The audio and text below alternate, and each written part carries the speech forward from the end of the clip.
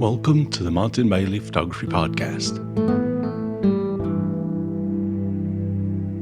It's December 18, 2023, and this is episode 831. Around 12 or 13 years ago, during a visit to the Gin'ichi studio shop in Tokyo, I bought a few things that I was hoping to someday use to experiment with photographing food dye in water. One of the things I bought was a 5cm diameter Perspex ball that I was hoping would give a good effect as the dye flows around it.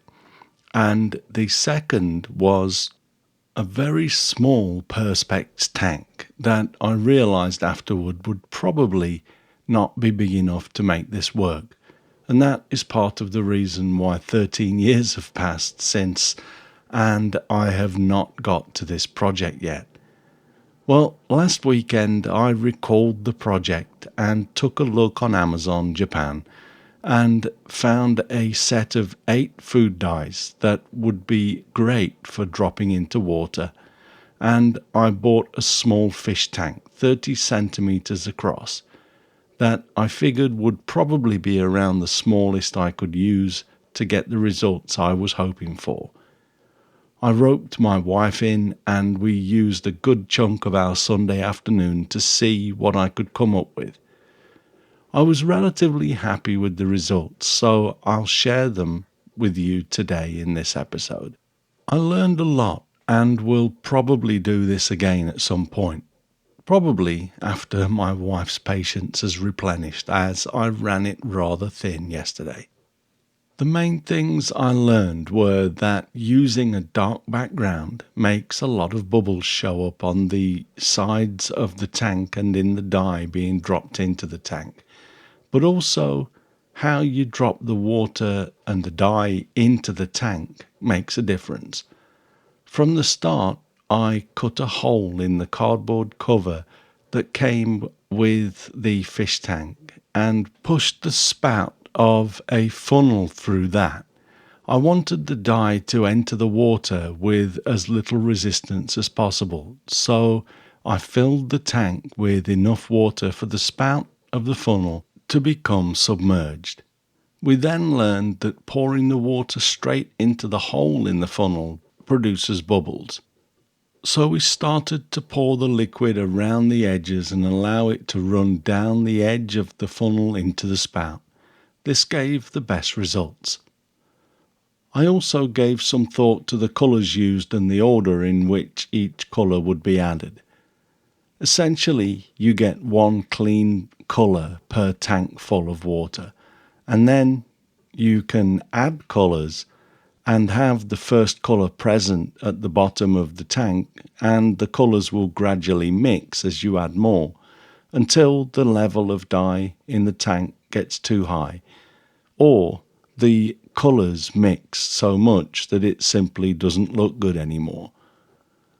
For the first few tanks of water, I was mixing around 15 drops of food colouring with about 5 millimeters of water, which was around 20 milliliters.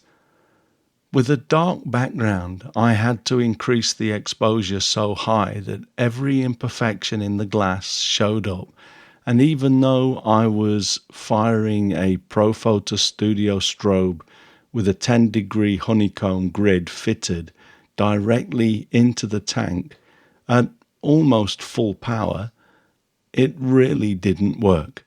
As you can see from this image, which is straight out of the camera.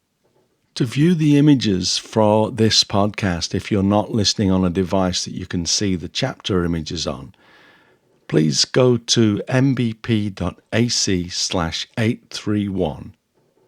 I had run a plastic rule along the inside of the tank to remove bubbles, but it was really just a mess with the dark background, so I switched to white. For comparison, my exposure for this image was ISO 4000 at f11 and 160th of a second exposure.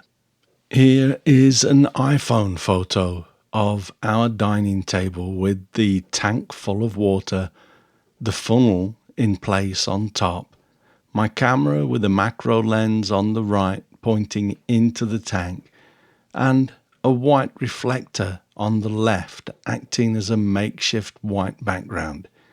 It was wrinkled, which left some texture in the background, but I wasn't too worried about that because I'd switched my plan and intended to use the excellent new background selection tool in Capture One Pro to select the white background and turn it black.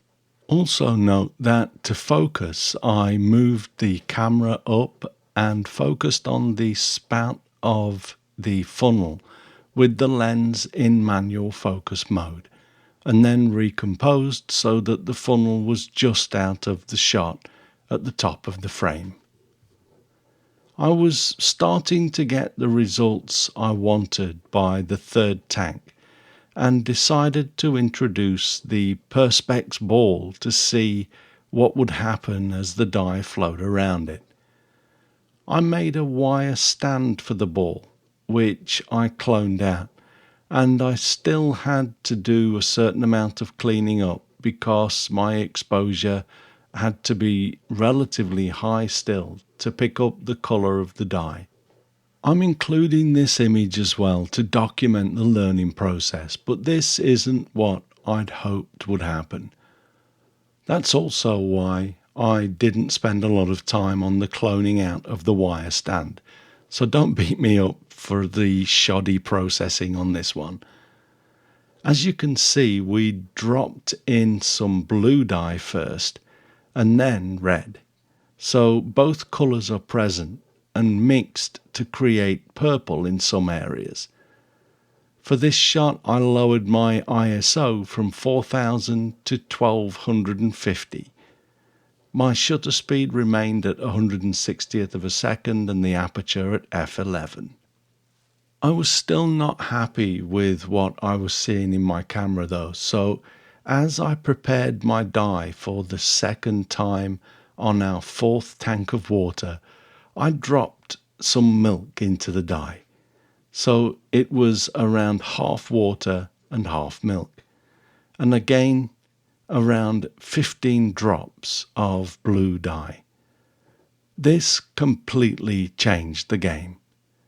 Here is the unprocessed image as the milky blue dye entered the tank.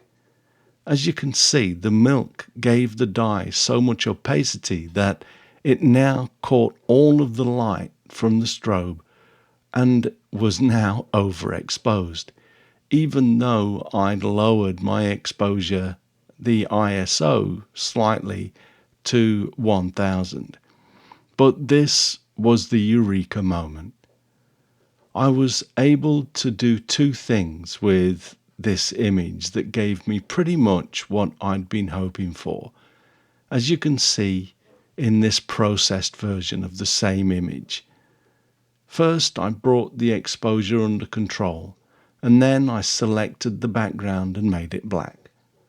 This was the look I was hoping for, so we did another tank or two, now using a solution with half milk and half water.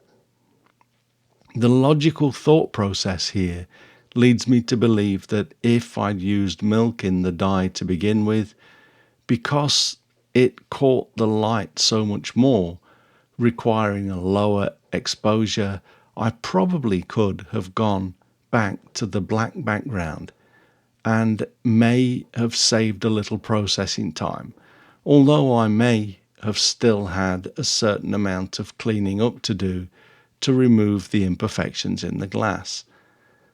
With this setup and the ability to select the background relatively easily in Capture One Pro, I was able to process around 20 images that I'm happy with. So I'll chalk this one up to a success with some good learning in the process.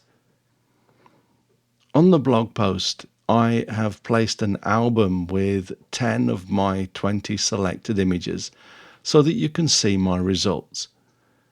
I reduced the ISO to as low as 400 for some of these and didn't have to mess with the exposure in post. I enjoyed the time spent figuring out how to do this type of photography, and I'm looking forward to making time to explore this even further in some future sessions. I hope you found that useful and maybe decide to give this a go for yourself. If you do give it a try or have already done this sort of photography and want to share some tips, or if you have any questions about my process, please leave a comment at mbp.ac/831. Before we finish, I'd like to let you know that I have now started taking bookings for my 2025 Japan winter landscape and wildlife tours. We also have a few places left on the upcoming 2024 Hokkaido landscape tour, and we have to tell the hotels our final numbers very soon. So if you'd like to join me on the Minimalist Winter Photographer's Dream Tour in early January, please let me know while there's still time. To see availability for all of my tours currently open for booking, please check out our tours page, which is at mbp.ac/tours, TOURS. I don't usually do discounts, but if a discount will help you to finalize your decision, drop me a line and I'll see what I can do. Thanks very much for listening today. If you enjoy this podcast, please consider supporting us on Patreon, which comes with various benefits depending on your contribution, from basic support and access to the MBP community forum to full-blown photography mentorships. For further details, check out our Patreon page at mbp.ac/Patreon.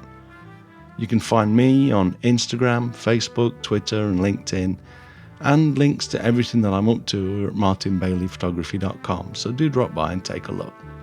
I'll be back next week with another episode, but in the meantime, you take care and have a great week, whatever you're doing. Bye-bye.